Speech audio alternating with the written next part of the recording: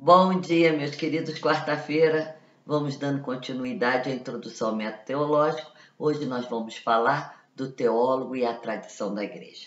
Espero todos vocês no canal Alice Bíscaro, lá do YouTube, dê o seu like e, se Deus quiser, na próxima semana terminaremos essa série.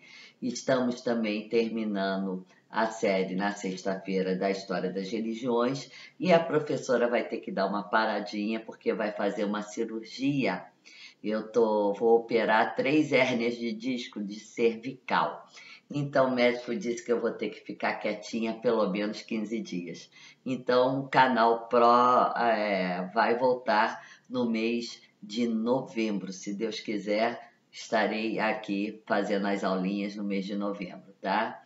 E então alguns cursos online que eu ia dar sobre os dogmas marianos no mês de outubro também vai passar para o mês de novembro. Mas, se Deus quiser, tudo vai correr bem. A professora tem uma recuperação muito boa e vamos nós. Não vai ser a primeira e não será a última cirurgia. Acho que eu já fiz mais de 20. Então, nós vamos tendo que acreditar sempre e aí fazer a entrega, né, a Deus, a Nossa Senhora, que ela está sempre com a gente. E tenho certeza que tudo dará certo. Então vamos nós falar do teólogo na tradição da igreja. Então a gente tem que entender que o cristianismo ele inicia-se pela cultura oral, com processos verbais, comunicação precisa e principalmente de testemunho de vivência. Muito mais do que era pragmático para os cristãos primitivos, ele tinha que ser apreendido pela transmissão oral. Agindo assim, essa igreja apostólica prosseguia nos métodos de instrução utilizados pelos mestres rabínicos do judaísmo, dos quais Paulo havia tirado o seu vocábulo, como receber e transmitir. A gente tem que entender que Paulo estudou, né, com grande Gamaliel, grande professor, mestre, rabi, então ele usa termos que vai sendo utilizado também pela formação da igreja, porque a formação da igreja primitiva, ela é paulina. E hoje todos nós cristãos têm alta estima as cartas apostólicas e também os evangelhos, que são inspirados no Novo Testamento e vai representar essa estabilização das primeiras tradições. Mas, ao mesmo tempo, há uma nova forma de comunicação mais vivencial, semelhante à prática apostólica, que continua também a ter a sua importância central, como vai falar o Concílio Vaticano II. Então, no Concílio Vaticano II, na Dei Verbo 8, no primeiro parágrafo, ele vai falar: voltaremos adiante a considerar esse sentido global da tradição, não só apostólica, mas também atual. Então, nós vemos que esses símbolos e dogmas que vêm desde, né, das primeiras comunidades, da formação do magistério e da igreja, fornece à teologia seus pontos de referências fundamentais. Tertuliano, né, que vai ser um grande autor da tradição cristã, que ele é africano, que ele vai escrever por volta do ano 215. Então nós estamos falando do século III a.C. Ele vai dar uma breve relação das práticas cristãs não contidas na escritura, mas sendo observada pelas primeiras igrejas, pelas primeiras comunidades. Ele vai falar da Eucaristia matutina, a oferta pelos mortos e a oração feita sempre de pé durante o tempo pascal, sinal da cruz feito com frequência.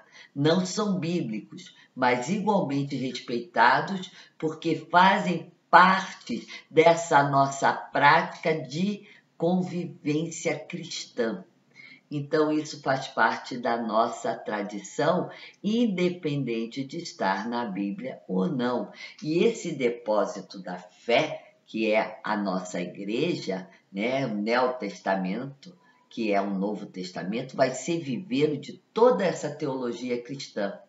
E esse viveiro depositado pela igreja vai estar também na tradição apostólica de uma forma muito ampla e complexa, que serve como uma norma de fé e fonte de vida de toda a comunidade cristã. Nós vemos que nós temos esses símbolos, né, de fé, os símbolos dogmáticos de Nicéia, né, que nós vamos ter ali em Nicéia, né, muitos artigos da nossa fé, principalmente o credo. Nós temos também artigos de fé citados por Tomás de Aquino, né? Então, nós temos várias tradições e nós vamos ver que nós temos essa tradição tanto nos padres, como na liturgia e também nos santos. A teologia vai estudar o passado para compreender esse desenvolvimento da fé cristã até os dias de hoje. A escritura e dogmas são momentos decisivos desse processo que é muito mais amplo. Essa palavra de Deus que entra na história humana através do Verbo encarnado, que é Jesus Cristo, primeiro ela começa a sua etapa em Israel e depois vai atingindo todo o processo até chegar até hoje, através do Espírito de Deus, terceira pessoa da Trindade, que vai manter em ato como uma história vívida, na qual agora quem é o protagonista dessa história somos nós, porque em Israel o protagonista dessa história foi Moisés, foram os profetas, né? Depois nós temos Jesus protagonista e através do Espírito Santo chega até nós a palavra, o ensinamento de Cristo Jesus, para que nós levemos à frente essa palavra com fidelidade. Então, o Espírito Santo nos ajuda a progredir, nos ajuda a ser fiel a essa palavra que nos foi revelada no Novo Testamento por Cristo Jesus. Nós vamos ver agora.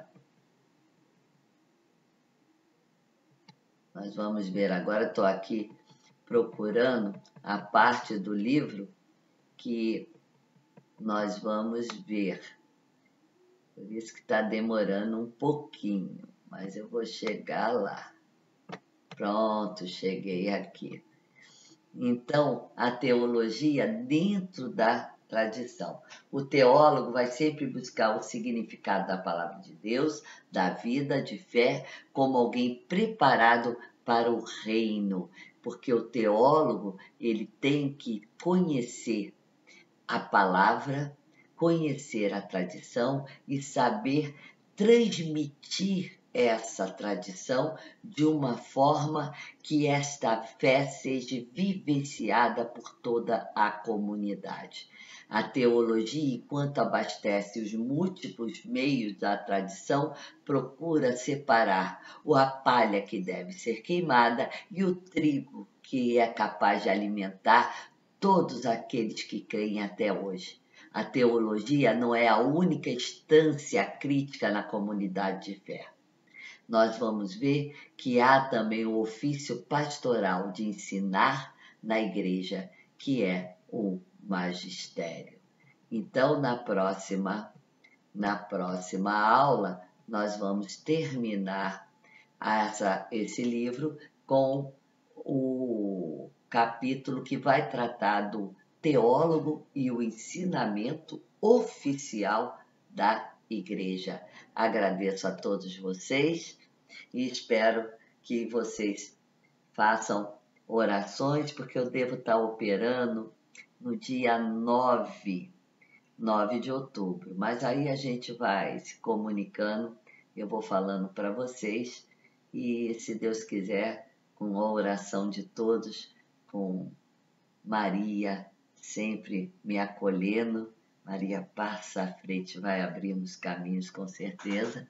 Tenho certeza que tudo vai dar certo. Obrigada a todos vocês, que tenhamos uma semana muito rica de felicidade, de saúde e de alegria.